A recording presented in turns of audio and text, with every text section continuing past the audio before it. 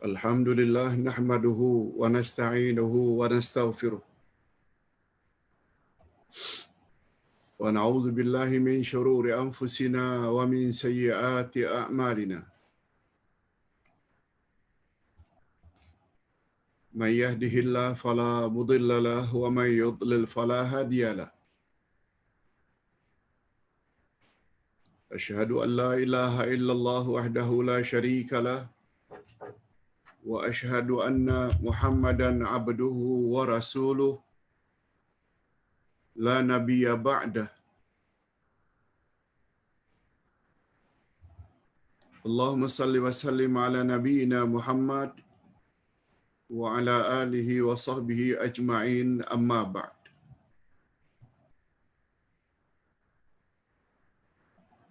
Hadirin dan hadirat serta para pemirsa yang saya hormati, Assalamualaikum warahmatullahi wabarakatuh.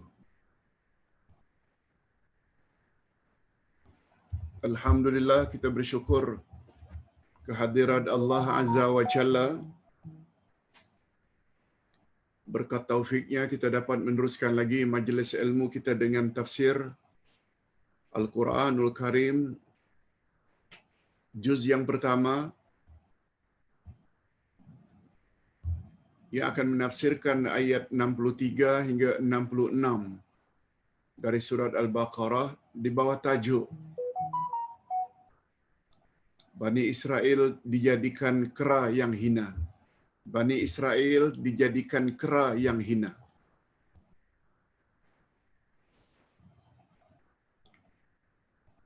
Mari kita renung bersama apa sebab Bani Israel dijadikan oleh Allah kera yang hina. Apa sebabnya? Bagaimana sikap mereka terhadap ajaran Allah Azza wa Jalla yang diturunkan melalui kitab Taurat.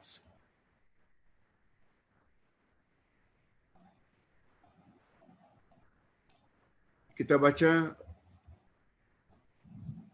ayat pertama atau ayat yang ke-63. A'udzubillahi minasyaitonirrajim.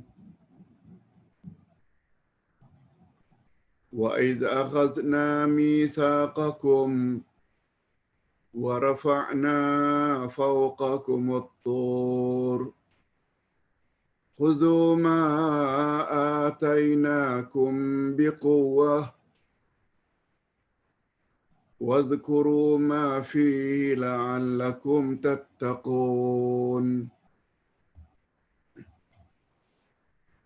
ثم توليتم من بعد ذلك فلولا فضل الله عليكم ورحمته لكنتم من الخاسرين.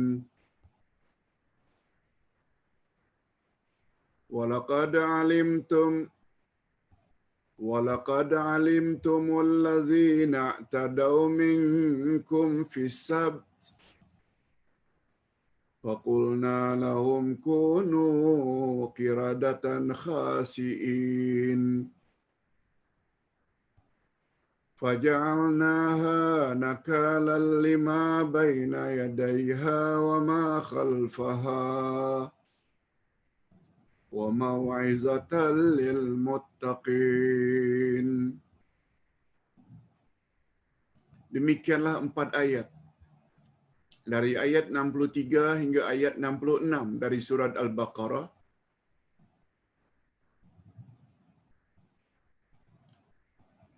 Di bawah tajuk Bani Israel, khasnya umat Musa Yahudi,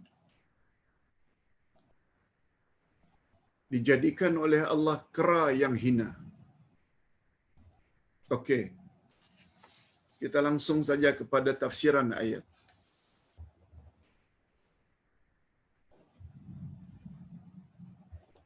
Ingat, pengajaran dalam Al-Quran adalah seumum lafaznya. Ia bukan khas untuk orang-orang yang karenanya ayat itu diturunkan. Walaupun ayat ini diturunkan pada asalnya untuk orang Yahudi, Bani Israel yang bernabikan Musa dan berkitabkan Taurat, namun pengajaran dalam ayat ini juga untuk umat akhir zaman, umat Nabi Muhammad sallallahu alaihi wasallam hingga hari kiamat. Mereka juga akan mendapat penghinaan daripada Allah sekiranya pada mereka ada sifat-sifat Yahudi. Ini yang dipanggil dalam kaedah ilmu tafsir al-ibrah bi'umumil alfaz la bi khususil asbab. Segala pengajaran yang terdapat dalam Al-Quran adalah seumum lafaznya. Ia bukan khas untuk orang-orang yang karenanya ayat itu diturunkan. Okey.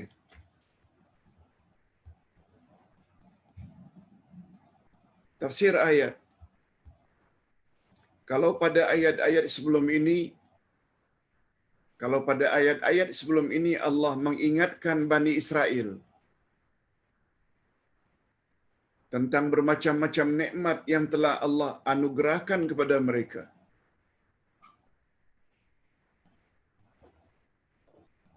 Ustaz pernah sebut sebelum ini, jika dibandingkan dengan mana-mana umat,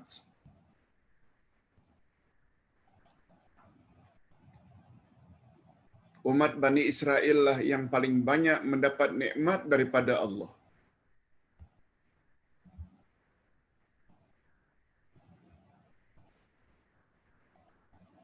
Kalau nabi-nabi yang lain atau rasul-rasul yang lain, mereka punya mukjizat sekitar 3, 4, 5 mukjizat.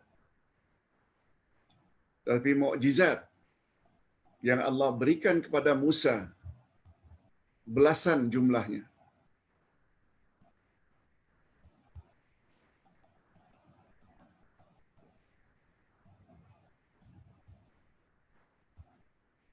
Kalau pada ayat-ayat yang lalu Allah Subhanahu Wa Taala telah menjelaskan tentang berapa banyaknya nikmat yang telah Allah berikan pada Bani Israel, maka pada ayat-ayat berikut ini, ayat yang Ustaz baca tadi, Allah dedahkan pula penyelewengan dan maksiat yang mereka lakukan.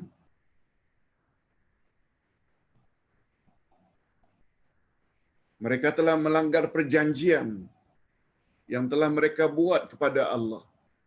Mereka telah berjanji. Di antara perjanjian tersebut ialah sebagaimana yang dijelaskan oleh Allah pada ayat berikut. Apa dia janji Allah kepada Bani Israel yang mereka langgar? Allah sebut pada ayat 83 surat Al-Baqarah.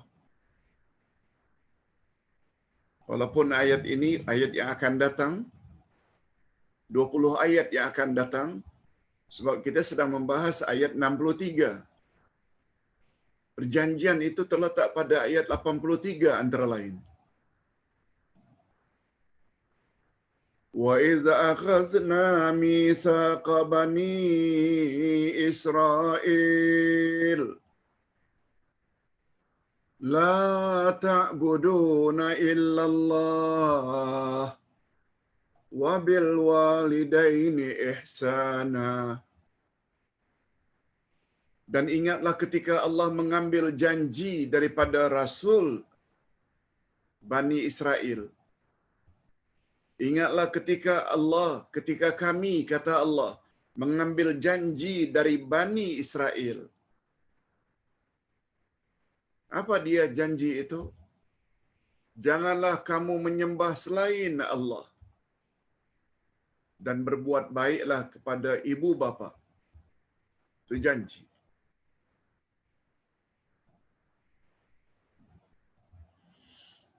Terhadap kita umat Nabi Muhammad sallallahu alaihi wasallam juga Allah telah buat janji yang serupa. Sungguh banyak ayat-ayat Al-Quranul Karim menyebut perkara ini. Sembahlah Allah yang Maha Esa, jangan ia disekutukan dengan apapun juga. Sangat banyak.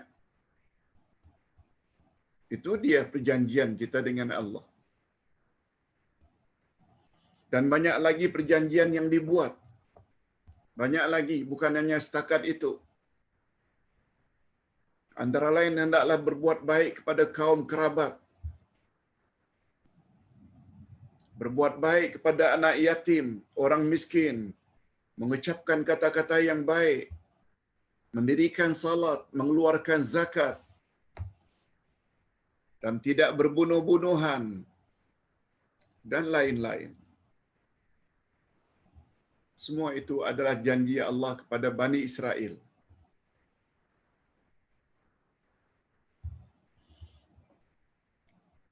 Janji yang serupa juga Allah janjikan kepada umat Nabi Muhammad sallallahu alaihi wasallam.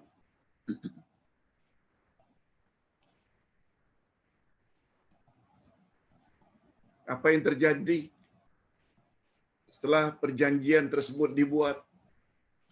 Kemudian mereka Bani Israel tidak memenuhi janji itu. Kecuali sebahagian kecil saja daripada mereka. Sikit sekali dari mereka.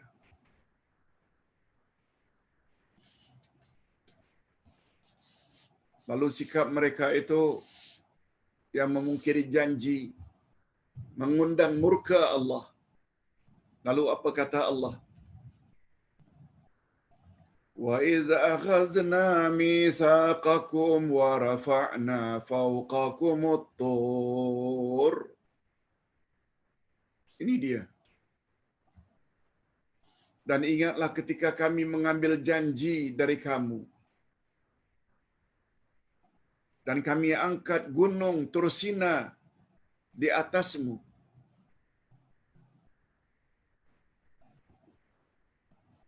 Mengapa Bukit Tursina, bukit tempat Nabi Musa menerima Taurat, diangkat oleh Allah untuk ditimpakan kepada Bani Israel? Mengapa? Ini dia tafsirannya. Maksudnya, ingatlah wahai Bani Israel, ketika kami membuat perjanjian kepada nenek moyangmu.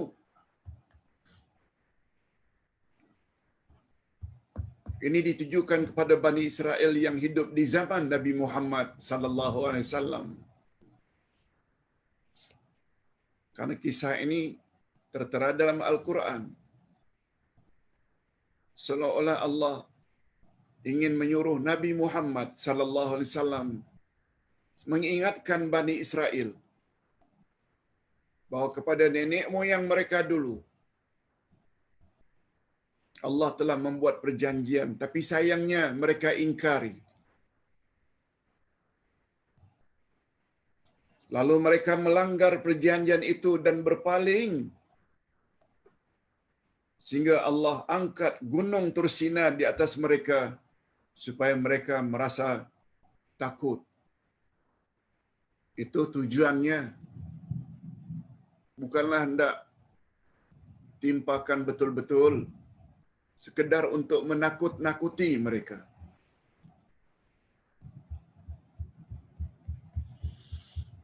Oleh sebab itu Allah Subhanahu wa taala menyuruh Bani Israel bagaimana cara agar terhindar daripada murka Allah itu. Lalu kata Allah, "Khudhu ma atainakum biquwwah wadhkuru ma fih."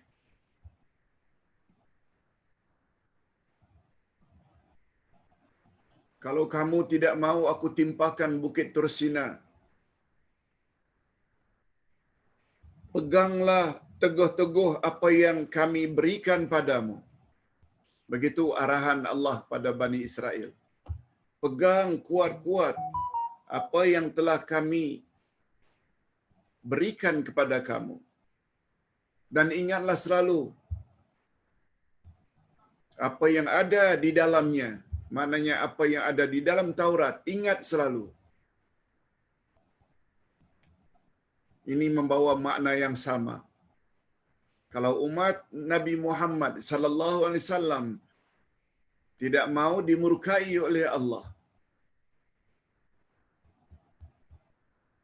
kita hendaklah pegang kuat-kuat Al-Quran.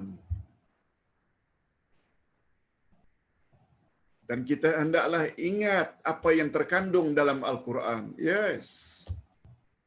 Exactly. Sama betul.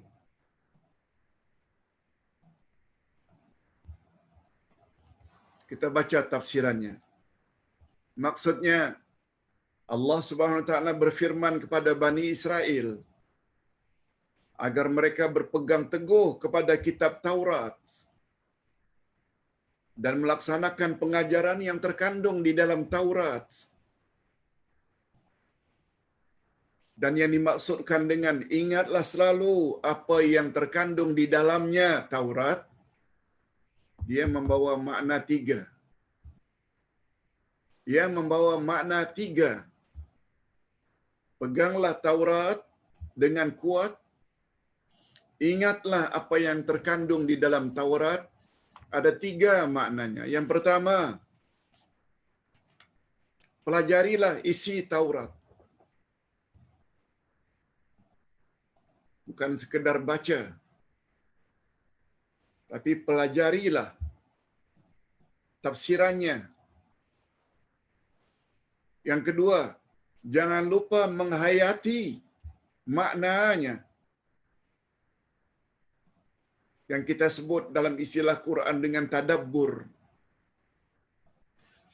Jangan lupa tadabbur atau menghayati kitab Taurat. Dan yang ketiga, hendaklah kamu mengamalkan hukum hakam yang terkandung di dalamnya. Karena amalan akan menjadikan ilmu lebih mantap dan kekal di dalam jiwa seseorang. Bila diamalkan, bukan sekedar dibaca.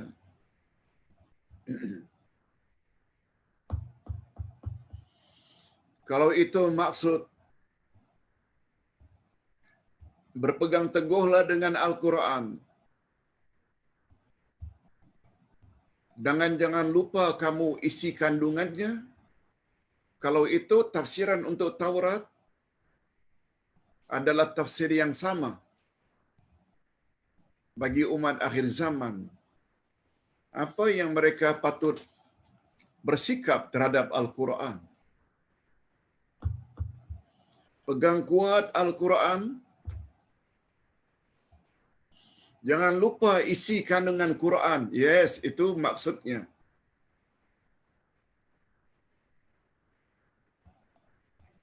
Itu sebabnya Allah Subhanahu wa taala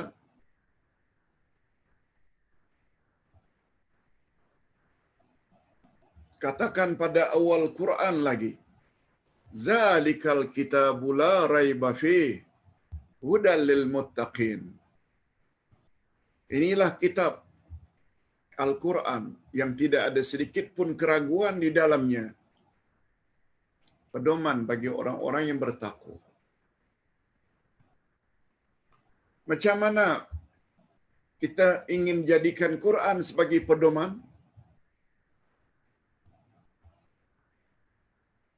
Sebabnya kita selalu sebut kewajiban kita umat Islam, mukminin, mukminat terhadap Al-Quran ada 5. Al-imanu bihi, beriman pada Quran, dia adalah kalamullah, yang tak sedikit pun di dalamnya ada keraguan. Maknanya semua kandungannya meyakinkan.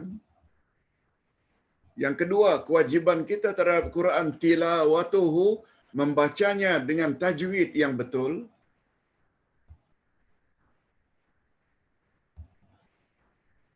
Belum cukup sekedar iman dengan baca. Belum. Yang ketiga, al-fahmu bihi, memahami Al-Quran melalui terjemahan maknawiyah dan terjemahan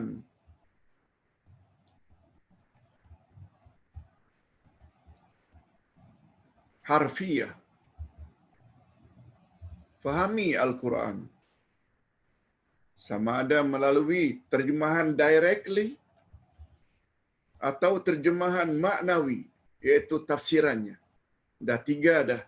Masih belum cukup. Al-amalu bih. Hendaklah kita amalkan Quran dalam kehidupan sehari-hari.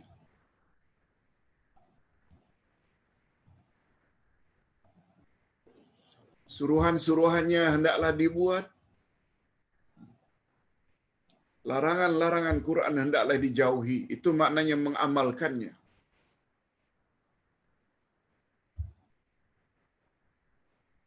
Masih belum cukup lagi kalau sekedar diamalkan untuk diri. Kita kena share pada orang lain. Kita kena sampaikan apa yang telah kita fahami dari Al-Quran dan amalkan untuk diri dan keluarga. Kita juga kena dakwah.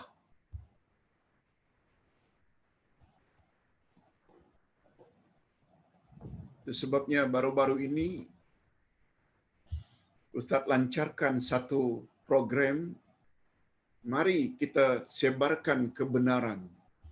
Mari kita bersama sebarkan kebenaran.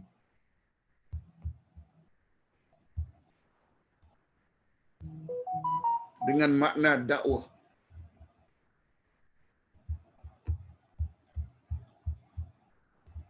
Kalau kita benar-benar ikhlas, ingin terhindar daripada kerugian.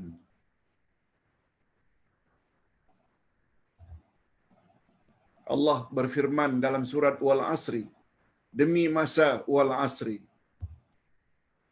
innal insana lafi khusrin, sesungguhnya seluruh jenis insan dalam kerugian,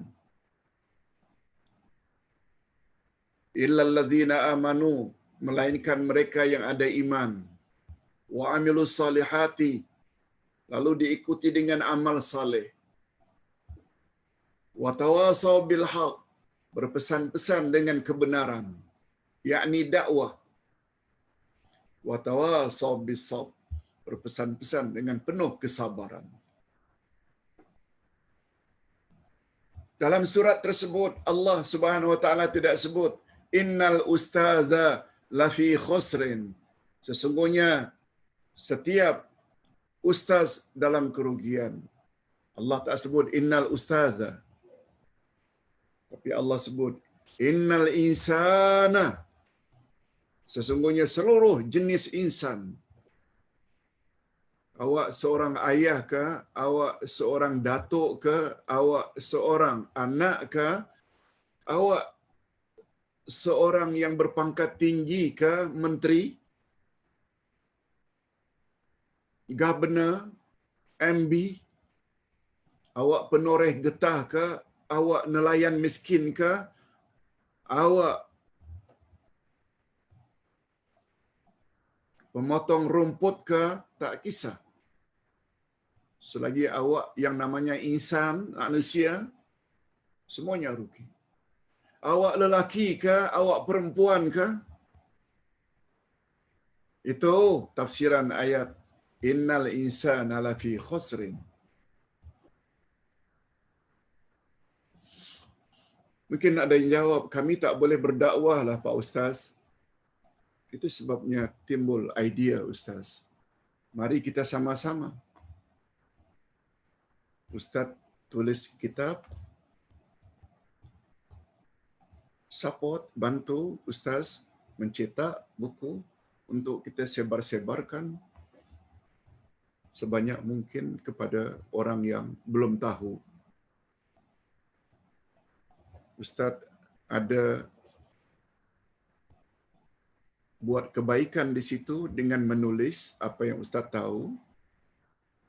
Tuan-tuan dan puan-puan juga ada kebaikan di situ sehingga dapat dicetak. Ini maksudnya. Masing-masing kita berbuat sesuai dengan kemampuan. Tak ada istilah saya tak boleh berdakwah. Boleh sesuai dengan kemampuan. Hadirin dan hadirat rahimakumullah.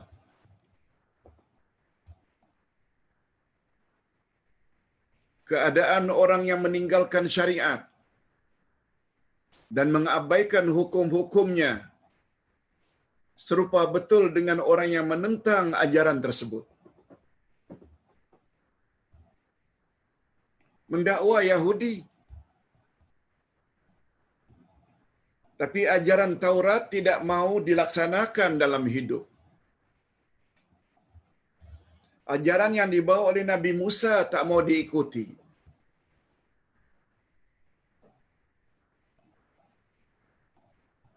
Mereka adalah orang durhaka karena tidak melaksanakan kandungan Taurat dalam hidup. Bila kita mau kiaskan, adalah serupa. Diturunkan Quran untuk dijadikan pedoman, tak mau dijadikan pedoman. Hanya baca saja. Itu sebabnya pandangan Ustaz secara pribadi, sempena Ramadan ini, orang berlomba-lomba memperbanyak membaca Quran. Sekian juz, sekian juz, sekian juz. Tapi sedikit pun tak faham. Bagi Ustaz,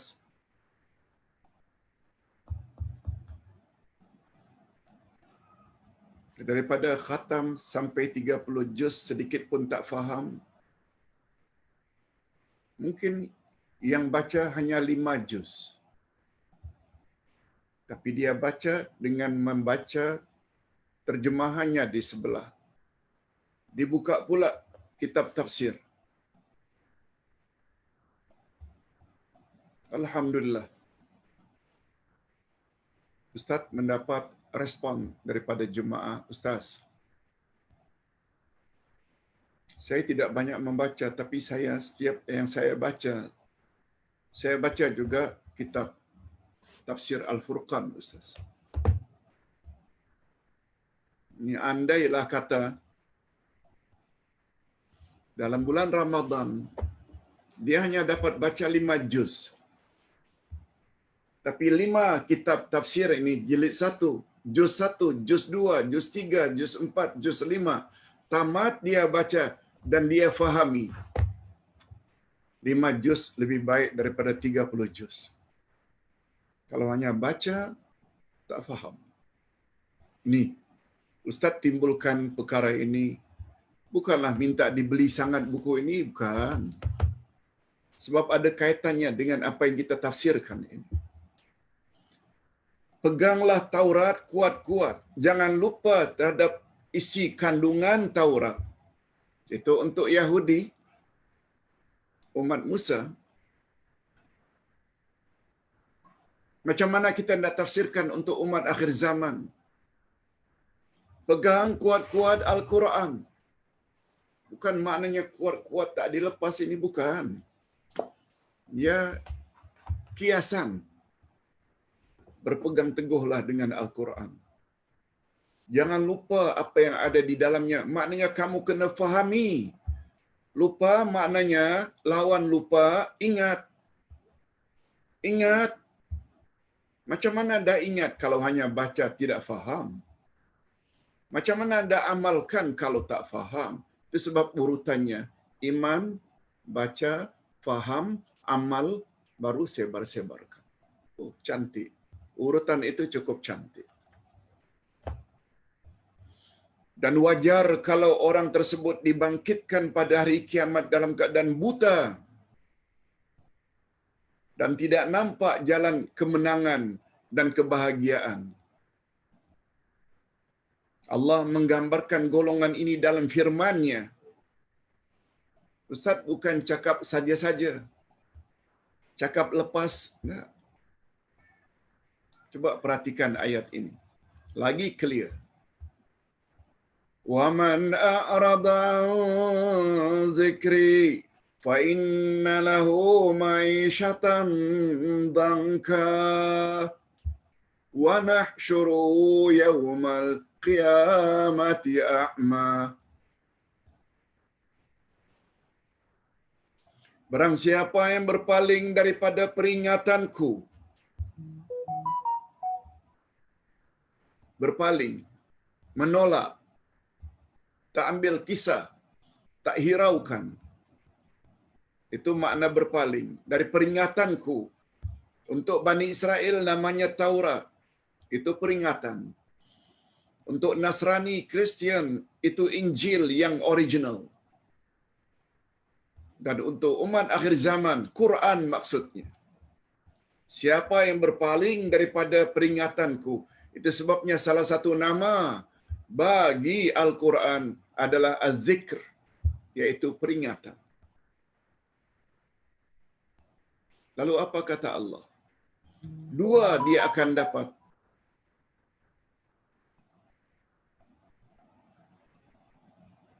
Fa inna lahu ma'isyatan dhanka.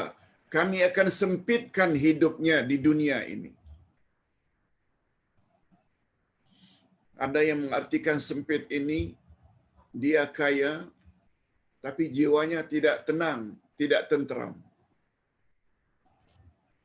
Ada pula yang mengartikan sempit di situ, bila jenazahnya masuk kubur,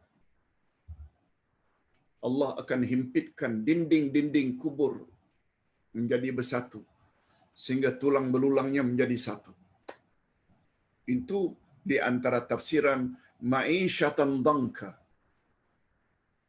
Bukan hanya itu, bukan hanya kehidupan di dunia akan sempit, kehidupan di alam barzah akan sempit, malah lebih daripada itu. Wa nahsyuruhu yaumal qiyamati a'ma. Kami akan bangkit orang itu pada hari kiamat dalam keadaan buta kedua-dua matanya. Bila buta, macam mana nak meniti siratal mustaqim?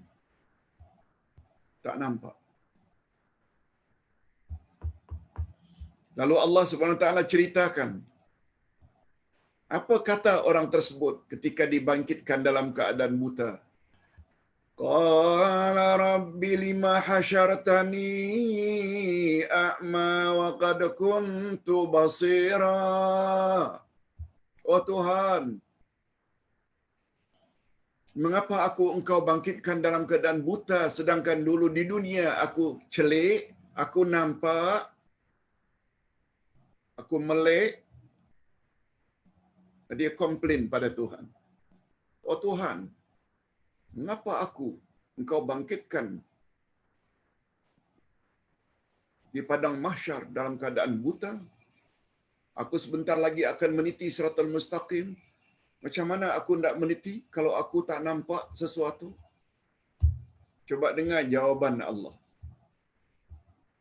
Ini bukan omong kosong. Ini cerita yang Allah ceritakan dalam Al-Quran. Walaupun perkara ini belum berlaku, supaya diambil iktibar oleh orang yang masih hidup, khasnya umat Muhammad.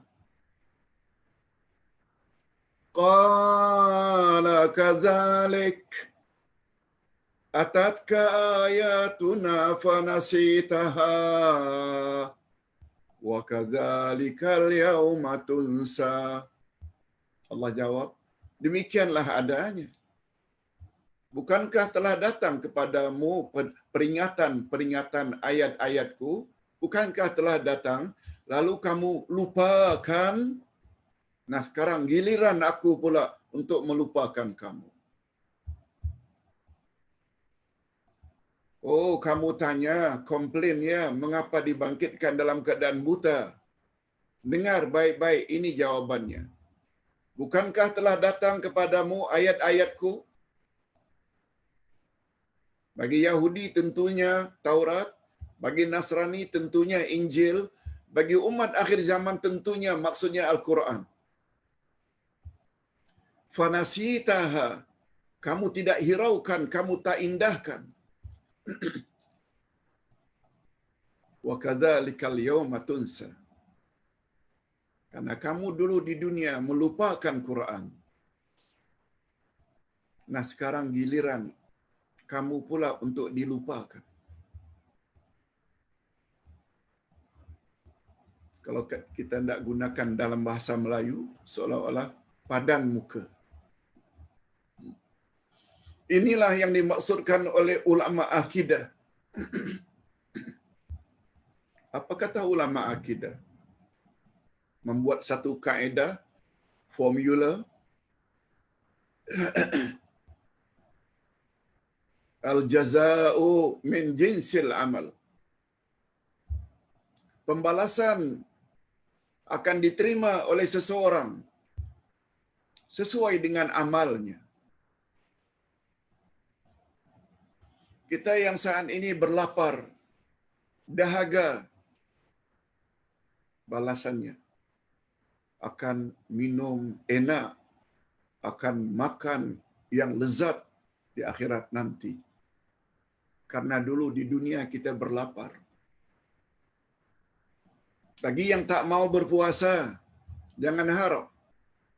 Kalaupun dibagi air yang mendidih, nanah, darah. Kalaupun diberi makanan duri-duri tajam. Begitu Allah ceritakan di dalam surat Al-Ghashiyah.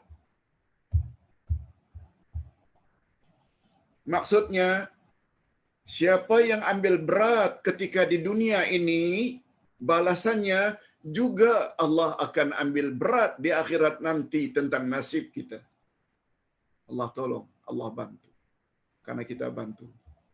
Kita bantu Allah menyebarkan kebenaran di atas muka bumi. Kita bantu. Allah akan bantu kita di sana. Kita tak bantu, di sana nanti Allah tak akan bantu. Itu maksud al-jaza' min jinsil amal. Pembalasan senantiasa setimpal dengan amal. Itu sebabnya sabarlah menghadapi dugaan, ujian. Bila kita menyebar kebenaran, ada saja orang tidak senang. Orang gelar kita dengan bermacam-macam gelar, sabar. Itu sebabnya kata Nabi, apabila kamu yang sedang berpuasa, orang lain ajak berkelahi, jangan dilayan. Katakan saja, inni sha'im, aku sedang berpuasa, saudara. Maknanya sabar. Itu sebab ganjarannya luar biasa. Sampai Allah jadikan pintu khas untuk orang-orang yang berpuasa. Pintu tersebut tidak layak dimasuki oleh orang-orang yang tidak berpuasa. Namanya pintu Rayyan.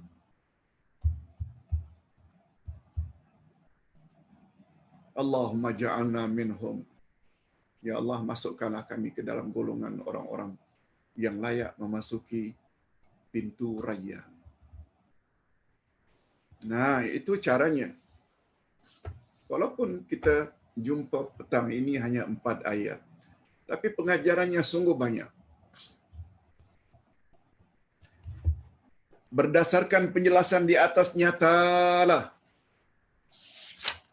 Berdasarkan penjelasan di atas nyatalah bahawa kepada kita bahawa Al-Quran kelak juga akan mendakwa siapa di antara umat Nabi Muhammad yang hanya boleh membaca dan melagu-lagukan ayat Quran tetapi hatinya kosong. Hatinya kosong daripada pengajaran-pengajaran yang ada di dalam Al-Quran. Nih.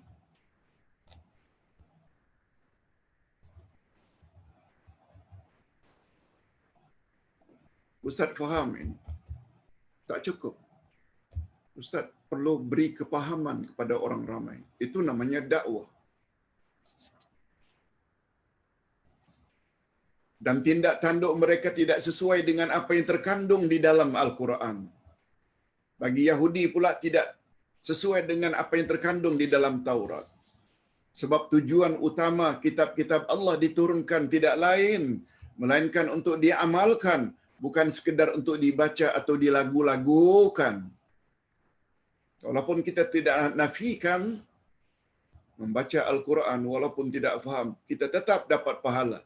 Cuma kita ingin katakan itu saja belum sempurna. Sebab Quran diturunkan bukan setakat untuk dibaca, tapi untuk dijadikan pedoman hidup. Dan impossible, mustahil Quran dapat dijadikan pedoman hidup apabila isi kandungannya kita tidak faham. Yes. Coba tengok satu perumpamaan cantik dari Imam Al-Ghazali. Ustaz bacakan saja. Apabila seorang raja memberi arahan kepada wakilnya di daerah-daerah,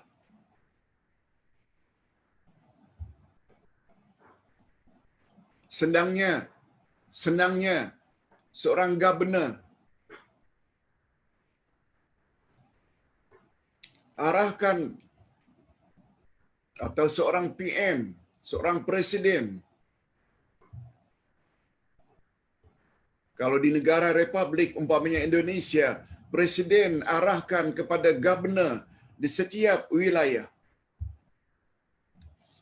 buat oleh kamu istana hinggap, villa mewah. Bila saya kelak pergi ke kawasan itu, saya akan singgah di villa mewah tersebut atau istana hinggap tersebut. Arahan telah dikeluarkan oleh presiden kepada governor. Surat arahan itu governor hanya baca saja, dilagu-lagukan. Sampai raja atau presiden pergi ke wilayah tersebut, governor tetap baca surat yang dikirimnya dengan lagu-lagu yang indah. Sekedar dibaca, istana hinggap, villa mewah tidak dibina sebagaimana arahan dalam kitab. Coba bayangkan, sultan atau presiden akan suka tak terhadap governor seperti itu? Atau presiden besar kemungkinan akan memarahi, murka. Jawabnya, pasti akan dimurkai.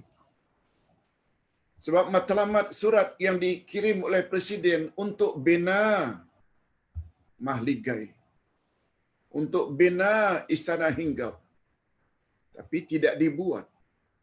Macam itulah perumpamaan yang dibuat oleh Imam Al-Ghazali terhadap orang yang hanya baca Quran tapi tidak berusaha sama sekali untuk memahami isi kandungannya. Itu sebabnya penghujung ayat Allah sebut, la'allakum tattaqun, agar kamu bertakwa. Jadi Taurat diturunkan. Ingat isi kandungannya, berpegang teguhlah dengan kandungannya. Maksudnya dengan 3 makna tadi. Laksanakan isi kandungannya dalam kehidupan sehari-hari. Mudah-mudahan kamu menjadi orang yang bertakwa. Apa sebab dikatakan la'allakum tattaqun? Sebab makna takwa, buat suruhan, jauhi larangan. Yakni taat. Perintah Allah di atas ialah agar mereka mempelajari kitab Allah, menghayati maknanya, mengamalkan hukum hakam yang terkandung di dalamnya, ialah supaya mereka menjadi orang-orang yang bertakwa. Yes. Itu matlamat utama Quran diturunkan.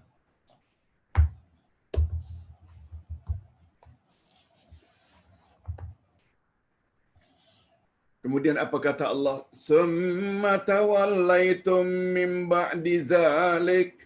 Kemudian kamu berpaling setelah adanya perjanjian itu. Berpaling maknanya tidak mau ikut. Kemudian kamu mungkir janji dan berpaling daripada mentaatinya. Padahal kamu telah berjanji dengannya. Dan diperlihatkan kepadamu beberapa tanda-tanda kekuasaan Allah untuk diambil iktibar dan pengajaran. Tapi tidak sama sekali diambil pengajaran. Lalu apa kata Allah? Falaula fadlullahi alaikum wa rahmatuh lakuntum minal khasirin. Maka kalau tidak ada kurnia Allah dan rahmatnya atasmu, niscaya kamu tergolong orang-orang yang rugi. Resultnya, natijahnya, sikap orang seperti itu akan jadi orang yang rugi. Bukan orang yang beruntung. Maksudnya kalaulah tidak karena kemurahan Allah yang tidak memperlakukan kamu dengan apa yang sepatutnya kamu terima, niscaya kamu pasti binasa karena maksiat yang telah kamu lakukan.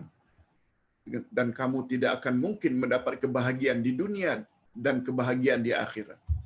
Itu padahnya. Lalu apa kata Allah berikutnya? Walaqad alimtumul ladzina tadaw minkum fi sabt. Dan sesungguhnya kamu telah mengetahui orang-orang yang melanggar di antara kamu pada hari Sabtu.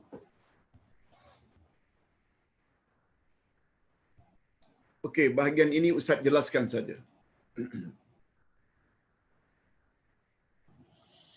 Sebagaimana orang Islam, hari istimewa orang Islam, penghulu segala hari adalah hari Jumaat. Orang Kristian pula hari besar mereka hari Minggu, hari Ahad. Orang Sabtu pula, orang Yahudi pula hari besar mereka setiap minggu adalah hari Sabtu. Jadi setiap umat ada hari yang telah ditetapkan oleh Allah sebagai penghulu segala hari. Khas bagi orang-orang Yahudi, hari Sabtu hendaklah digunakan untuk beribadat saja kepada Allah. Tidak boleh buat kerja-kerja lain.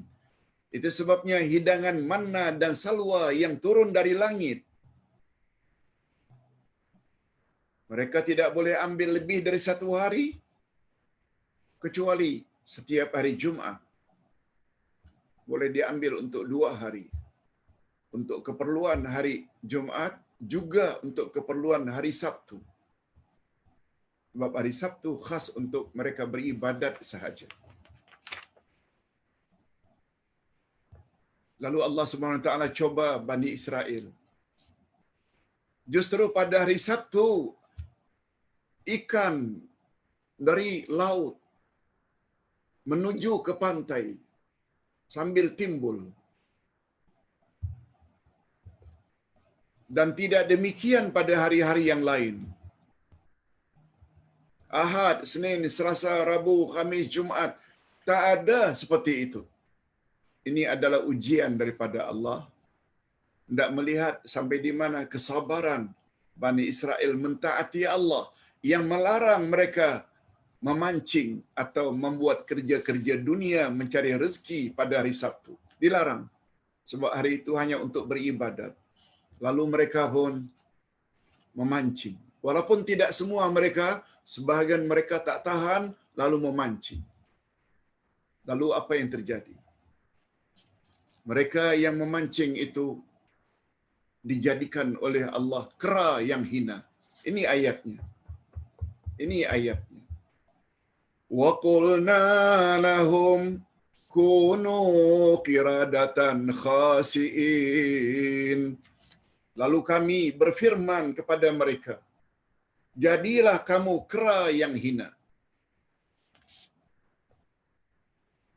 Sekali lagi, kisah dalam Quran tidak boleh diingkari.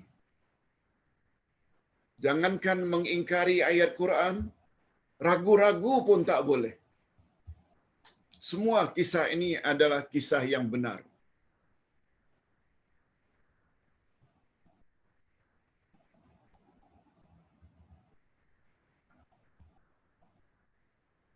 Ini berlaku pada zaman silam dari kalangan orang-orang Bani Israel. Itu sebabnya ada satu kisah ketika Nabi sallallahu alaihi wasallam berjalan di kota Madinah. Ada sekelompok orang Yahudi yang sedang duduk-duduk yang barangkali memperkatakan tentang Nabi Muhammad sallallahu alaihi wasallam, yang barangkali sedang mengejek Nabi Muhammad sallallahu alaihi wasallam. Apa kata Nabi? Ya ikhwanal qiradah wal khanazir. Buat dengar apa kata Nabi? Saudara mara monyet dan khinzir. Nabi tujukan kepada kelompok Yahudi yang menghina beliau. Ya ikhwanal qiradah wal khanazir. Saudara mara monyet dan khinzir. Sehingga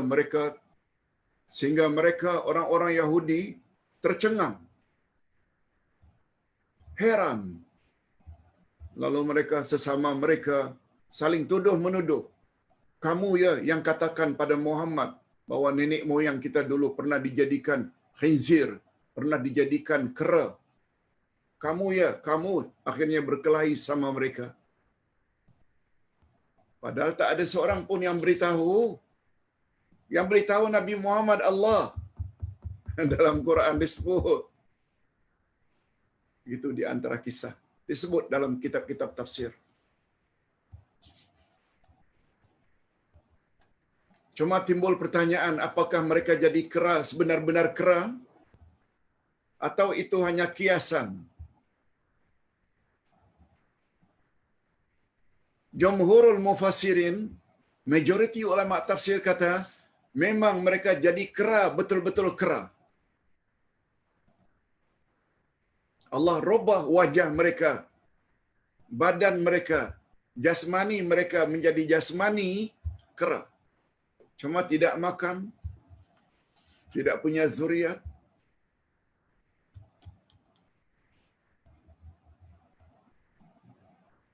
Mereka tidak mempunyai zuriat, tidak makan, tidak minum. Lalu 3 hari kemudian mati. Dalam bentuk kera. Ini menurut jumhur. Tapi Imam Mujahid punya pandangan ini diterima oleh banyak ulama. Kata Mujahid, salah seorang ulama tafsir, Allah tidak robah rupa mereka, tetapi Allah robah oleh Allah. Allah robah hati mereka. Sehingga mereka tidak boleh menerima nasihat, tidak dengar nasihat, tidak takut melanggar larangan.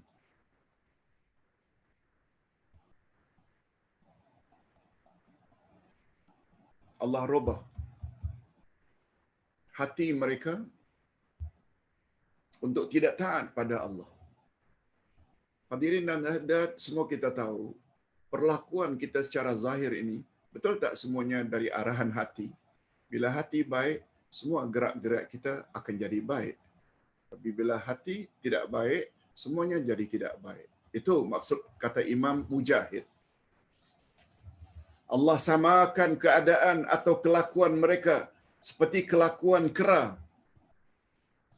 Ini sebagaimana Allah pernah menyamakan mereka dengan keledai. Allah juga pernah menyamakan Bani Israel dengan keledai. Ini ayatnya. Ayat 5 dari surat Al-Jumu'ah. Mathalul ladzina hummilut taurata summa lam yahmiluha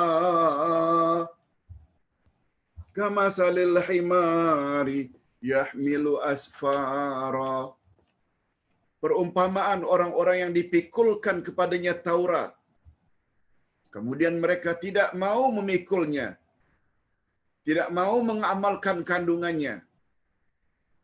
Mereka adalah bagaikan keledai yang membawa kitab-kitab yang tebal.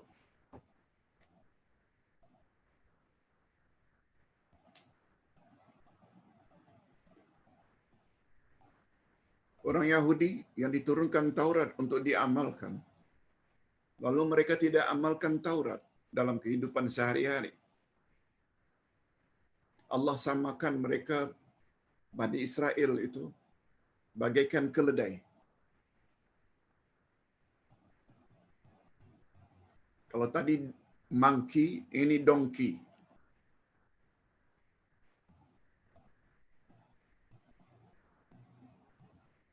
Allah buat perumpamaan. Mereka tak ubahnya bagaikan monyet dari sudut sifat. Di antara sifat monyet,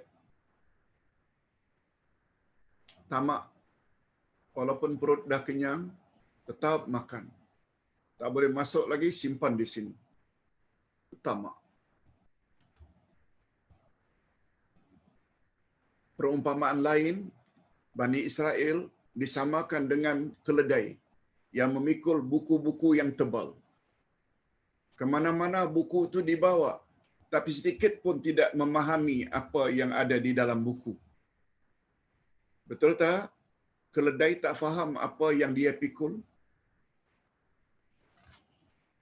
Demikianlah halnya. Andai kata umat Islam ke mana-mana bawa Quran. Bawa Quran ke mana-mana. Ke hulu kemudi. Tapi sedikit pun tidak memahami apa yang ada di dalam Al-Quran. Quran tidak memahami, tidak mengamalkannya dalam kehidupan sehari-hari. Perumpamannya sama betul. Seperti perumpamaan Bani Israel yang tidak mengamalkan Taurat, mereka disamakan dengan keledai. Na'udzubillah min dzalik.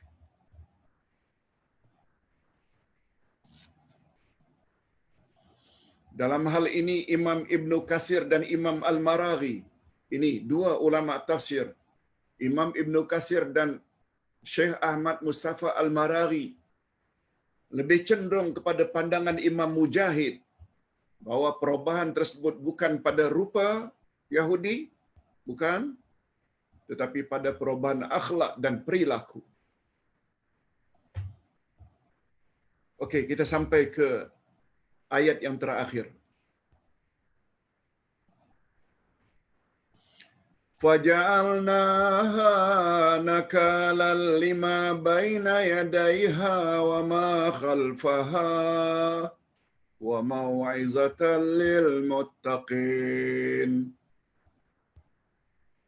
Maka kami jadikan yang demikian itu peringatan bagi orang-orang masa itu.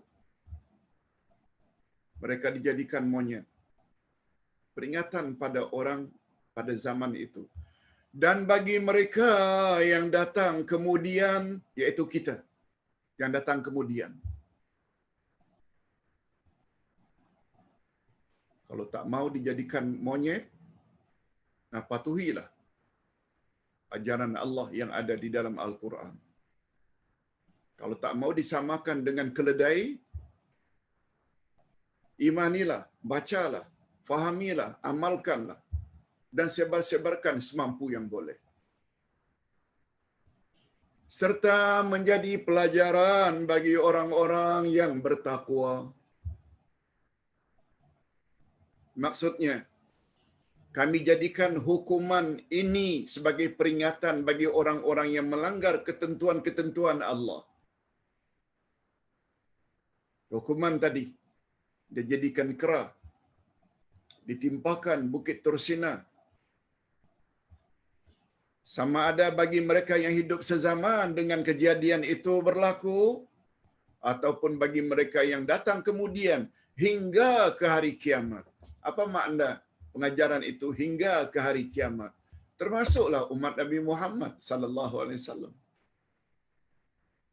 Sebab ajaran Islam berkuat kuasa hingga kiamat. Agama Yahudi yang dibawa oleh Nabi Musa berakhir dengan datangnya Isa. Ajaran Isa pula Nasrani juga berakhir dengan datangnya Nabi Muhammad membawa Al-Quran. Dan ajaran Nabi Muhammad yang kita namakan dengan agama Islam berkuat kuasa hingga kiamat. Dan ia sekaligus juga sebagai pengajaran atau nasihat yang berguna bagi orang-orang yang bertakwa. Sebab orang-orang yang bertakwa senantiasa memelihara diri daripada melanggar larangan-larangan Allah. Ini sebagaimana firman Allah, tilka hududullahi fala taqrabuha. Itulah larangan Allah, jangan kamu mendekatinya. Maksudnya jangan miliki sifat yang dimiliki oleh orang-orang Yahudi yang karenanya mereka itu dimurkai oleh Allah Azza wa Jalla. Hadirin dan hadirat, ini dulu yang dapat Ustaz sampaikan pada petang ini. Mudah-mudahan berguna. Ingat ya, walaupun 4 ayat yang kita tafsirkan, dia adalah lebih baik andai kata ada orang yang membaca Quran tapi tak dengar ceramah. Hatta dapat baca 400 ayat. Tidaklah 400 ayat yang dia baca tanpa kefahaman itu lebih baik daripada hanya 4 ayat tapi kita faham maksudnya. Yes, itu pandangan Ustaz. Boleh setuju, boleh tidak setuju. Karena Quran diturunkan untuk dijadikan pedoman, bukan sekadar untuk dibaca. Walaupun kita tidak nafikan, membaca Quran walaupun tak faham dapat pahala. Tapi kita hanya ingin mengatakan itu belum cukup.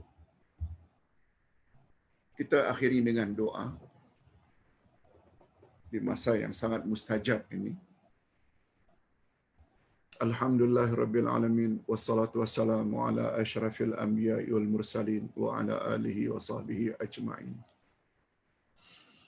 Ya Allah, ya Tuhan kami, walaupun kami hanya belajar 4 ayat pada petang ini, tapi sungguh banyak pengajaran yang dapat kami ambil di celah-celah ayat-ayat tersebut.